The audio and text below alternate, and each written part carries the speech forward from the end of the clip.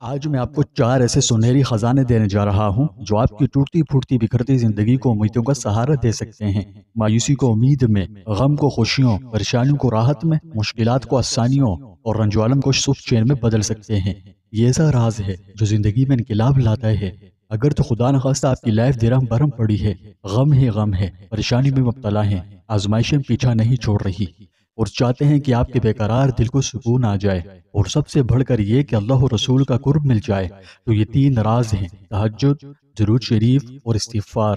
آج کی ویڈیو بہت زیادہ منفرد اور بڑی ہی انفارمیٹیو ہونے والی ہے۔ ایک سیکنڈ نہایت قیمتی ہے، اس لیے ویڈیو کے آخر تک ہمارے ساتھ رہیں۔ میرا یہ یوٹیوب چینل اسلام کی خوبصورت تعلیمات شیئر کرنے کے لیے وقف ہے۔ اس پر میرا بنیادی مقصد صرف علم کی تشہیر ہے۔ علم ایک ایسی دولت ہے کہ اس کی اہمیت خود قرآن و حدیث میں آئی ہے۔ ایک حدیث شریف کا مفہوم ہے کہ علم ضرور حاصل کرو، کیونکہ اس کا حاصل کرنا ہر مسلمان مرد و عورت پر فرض ہے۔ علم حاصل کرو چاہے چین جانا پڑے، علم حاصل کرو ماں کی گود سے قبر کی لحد تک۔ ہم نے یہ حدیث مبارکہ بارہا پڑھی اور سنی ہے۔ آئیے اب کچھ جائزہ مذہب اسلام کے حوالے سے عرب کا پس منظر جانتے ہیں۔ سارا عرب کیا تھا؟ جہالت اور تاریکیوں کی گہرائی میں ڈوبا ہوا تھا۔ ہر قبیلہ باہم دست و گریباں تھا۔ چھوٹی چھوٹی باتوں پر کئی سال جنگ و جدل کی نظر ہو جایا کرتے تھے۔ سوچیں کون سی برائیاں تھی جو اس معاشرے کا خاصہ نہیں تھی؟ شراب یہ پیتے، جوا یہ کھیلتے، عورت کی ہجو کرتے، بیٹیاں پیدا ہوتی تو ماؤں کے سر شرم سے جھک جاتے، ماں اپنے آپ کو مجرم تصور کرتی اور باپ بے رحمی سے اپنی بیٹیوں کو زندہ درگور کر دیتے۔ ظالم اور سفاک اس درجے کے تھے کہ زندہ جانوروں کے اعضاء کاٹ لیتے۔ جہالت اس قدر تھی کہ ننگے ہو کر خانہ کعبہ کا طواف کرتے۔ اور خود عرب کیا تھا؟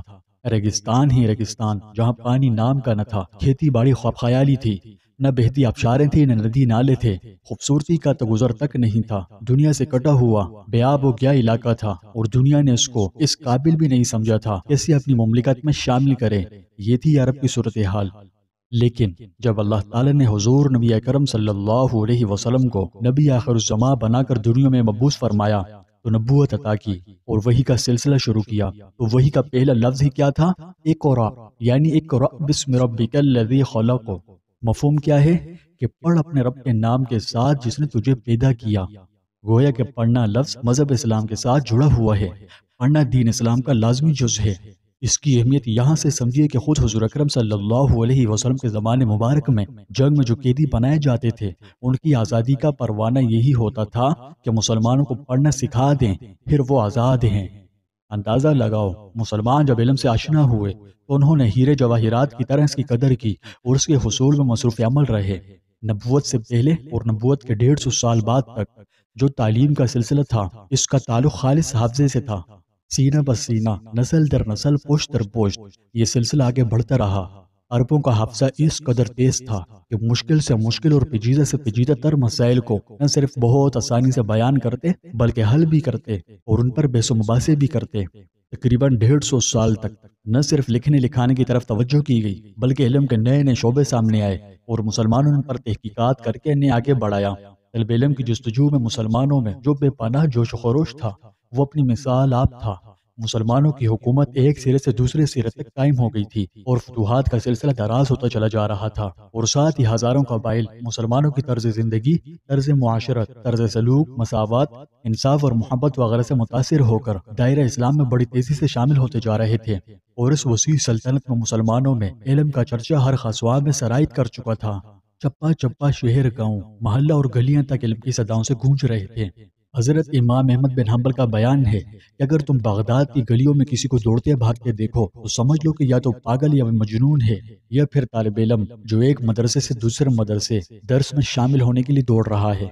اس وقت کے بارے میں علامہ زہبی جو مشہور مورخ، محدث اور ادیب بھی تھے، دمشق میں حدیث کے استاد بھی رہے، فرماتے ہیں کہ اس وقت ایک ایک حلقے درس میں سینکڑوں نہیں ہزاروں طالب علم شامل ہوا کرتے تھے، یہاں تک کہ بعض حلقے درس میں تو 10,000 سے زیادہ تو صرف دواتیں ہی رکھی جاتی تھی، اور اس حلقے درس میں 200 ایسے ذہین و فطین علماء کرام بھی شامل ہوتے تھے جو اجتہاد اور فتویٰ دینے کی پوری صلاحیت رکھتے تھے۔ طالب علم علم کے حصول کے لیے قابل علماء کی صحبت سے فیضیاب ہونے کو کثیر تعداد میں دور دراز کے سفر کیے جاتے۔ مسلمان علم و حکمت کے موتی نہ صرف خود سمیٹ رہے تھے بلکہ بڑے فیاضی سے دوسروں پر بھی لٹا رہے تھے۔ مسلمانوں کے پاس بے شمار کتب خانے، بکس نام کے ساتھ ہزاروں لاکھوں کتابیں ہوا کرتی تھی۔ الغرض علم سمندر ہے، جتنا گہرائی میں جاؤ اتنے ہی موتی آتے ہیں۔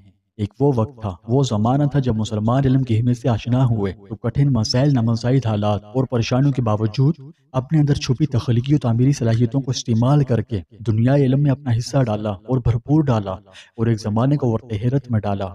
تو میرے دوستوں، علم ہمارے مذہب دین اسلام کا لازمی جزء ہے۔ علم حاصل کر کے علم کے حصول کی جستجو نے مسلمانوں کو پوری دنیا میں عزت اور بلند مقام و مرتبہ عطا کیا، جبکہ علم کو پس پش ڈال کر اور علم سے دوری اختیار کر کے دنیا میں ذلیل و خوار اور رسوا ہو رہے ہیں۔ علم لازوال دولت ہے، اس کی برکت سے ہمارے مسائل حل ہوتے چلے جاتے ہیں۔ بتائیں، آپ کی زندگی میں کبھی ایسا وقت آیا ہے کہ دل بوجھل ہو، نیند اڑ جائے، غم ایسے سینے پر بول ڈال دے جیسے سانس لینا ہی مشکل ہو جائے؟ ایسے میں انسان اپنی طرف سے ہر دروازے کھٹکھٹاتا ہے لیکن سکون کہیں نظر نہیں آتا، اور آئے بھی کیسے؟ کیونکہ جو چیز جس جگہ تلاش کی جا رہی ہے وہ غلط ہے۔ پھر ذہن میں یہ سوال آتا ہے کہ اب بندہ یہ کہاں تلاش کرے؟ وہ اگلا راز، یہ یوں کہیے کہ دوسرا راز تہجد ہے۔ جی ہاں، رات کا آخری پہر، سب سوئے پڑے ہوتے ہیں، دنیا خاموشی کی آغوش میں سو جاتی ہے، لیکن اس خاص وقت آسمان کے دروازے کھلے ہوتے ہیں۔ یہ وہ خاص لمحہ ہوتا ہے جب تقدیر کے بڑے بڑے فیصلے ہو رہے ہوتے ہیں، مانگنے والوں کو خوب نوازا جاتا ہے۔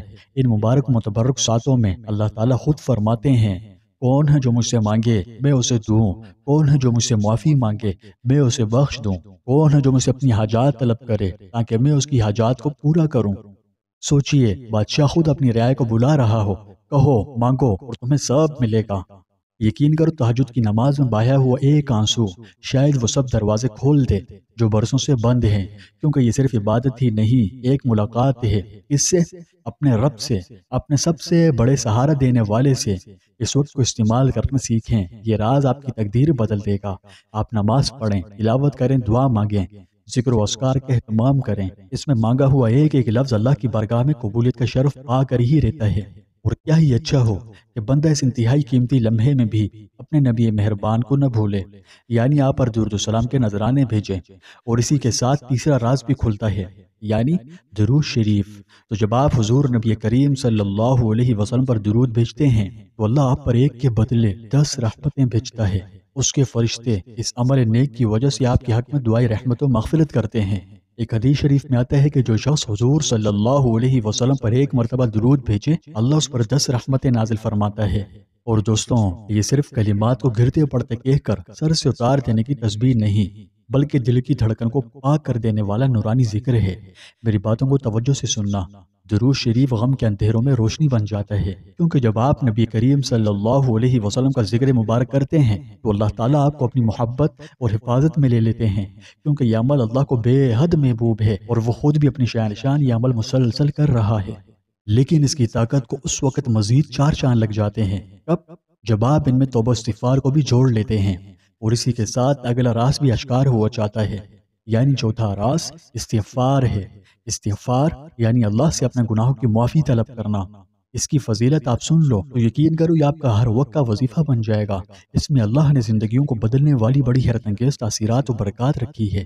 قرآن مجید میں اللہ کا فرمان ہے، تم استغفار کرو، وہ تم پر آسمان سے بارش برسائے گا، تمہیں مال اور اولاد سے نوازے گا، تمہارے لیے باغات پیدا کرے گا اور نہریں جاری فرماوے گا۔ دوستوں، اس آیت کی روشنی میں یہ طاقتور عمل صرف گناہوں کی معافی کا ذریعہ ہی نہیں، زندگی کی خشک و بنجر زمین پر رحمت کی بارش ہے۔ جی ہاں، خلوص دل سے کیا ہوا استغفار انسان کو ذہنی و قلبی فکروں اور غموں سے نجات بخش کر ہلکا پھلکا کر دیتا ہے۔ اس کے نتیجے میں دل پر غموں کا چھایا ہوا بوجھ اتر جاتا ہے، اور یہ تو آپ جانتے ہی ہیں کہ جب دل ہلکا ہو جائے تو زندگی آسان ہو جاتی ہے۔ اب آتی ہے اصل بات کہ علم کے ساتھ ان تینوں کا کمبینیشن ایک ایسی ناقابل تسخیر قسم کی روحانی قوت پیدا کرتی ہے جو کسی بھی انسان کی زندگی کا رخ 360 ڈگری تک موڑ کر رکھ دیتی ہے، یعنی روحانی کمال اپنے عروج پر پہنچ جاتا ہے۔ نماز، ذکر و اذکار، تسبیحات، تلاوت کلام اللہ شریف، صدقات و خیرات اور دیگر عبادات کو کرنے کا دل میں شوق پیدا ہوتا ہے۔ اب میری ان تمام باتوں کو ذہن میں رکھتے ہوئے ذرا سوچیں، اگر آپ تہجد کے وقت اٹھیں، اپنے رب کے سامنے جھکیں، آنسو بہائیں، اس سے مناجات کریں، اپنی دل کی مرادیں مانگیں، پھر نبی کریم صلی اللہ علیہ وسلم پر ہدیہ درود و سلام بھیجیں اور پھر استغفار کریں، یہ تینوں عبادات مل کر آپ کی زندگی کا نقشہ بدل سکتی ہے، کیونکہ تہجد آپ کو اللہ سے جوڑتی ہے، درود و سلام آپ کو رحمت الہیہ میں لپیٹ لیتا ہے، اور استغفار یہ آپ کے گناہوں کو دھو ڈالتا ہے۔ تو میرے عزیز دوستوں، اگر آپ ہمت سے کام لیں تو شاید آج ہی وہ رات ہو جس میں آپ کی تقدیر کے فیصلے ہوں اور آپ اپنی قسمت بدل دیں۔ اللہ کے دربار میں ایک سجدہ، ایک آنسو، ایک درود اور ایک استغفار آپ کی ٹوٹی پھوٹی اور تیتر بتر زندگی میں سکون کا سمندر بھر سکتا ہے۔ خدا را قدر کیجئے اور آئیے آج سے ہی یہ تینوں خزانے اپنی زندگی کا حصہ بنائیں۔